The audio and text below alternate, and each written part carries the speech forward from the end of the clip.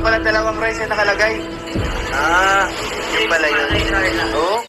Kalingap Dave, binuking itong si Jomar pagdating kay Carla. Ano nga ba ito?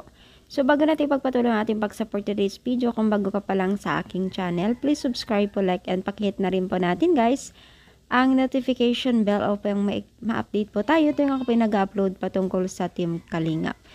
So, please support din po natin ang buong Team Kalingap, lalong-lalo na po kila Kalingap Rab at Kuya Bal. So, alam niyo ba guys na itong si Kalingap needs on during nilang pagkain or break time bilang isang pag-iikot or pagcha-charity vlogger, no?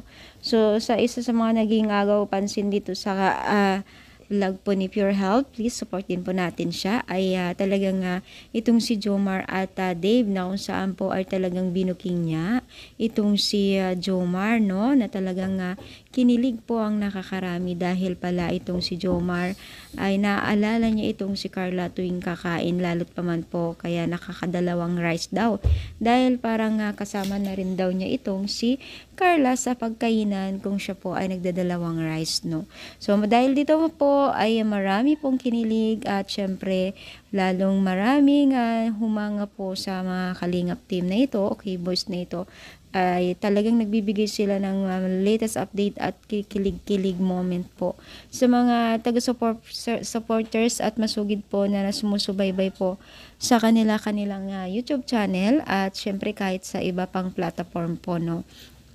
Nakakatuwa lang guys, no, talagang ginagawa ng lahat ng mga Team Kalingap, especially po sa mga love team na kaganapan upang sa ganun guys ay mabigyan ng latest update at nabigyan ng kilig moment yung mga taga-supporters nila na talagang patuloy na nanonood sa kanilang kanilang channel. So syempre hindi lamang po itong si Kalingap Jomar at Carla ang kikiligin dito or kinakagiliwan ng mga nakakarami. Maging na rin po itong si Dave at Joy, no. Kung mapapansin po natin ay nabibigyan din po sila o tayo ng latest update po sa YouTube channel ni Kalingap Rab. At syempre may mga iba-ibang paborito po ng mga taga-supporters ng Team Kalingap, pero syempre hindi nawawala lahat po ng video na ina-upload ni Kalingap Rab ay talagang pinapanood nila.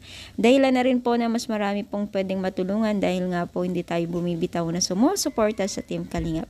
Lalong-lalo na po sa mga video po ni Kalingap Rab at Kuya Bal at syempre sa K-Boys, no.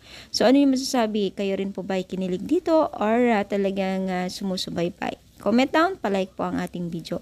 At nawa, huwag tayong magsawang sumuporta sa kanila channel. Thank you and God bless.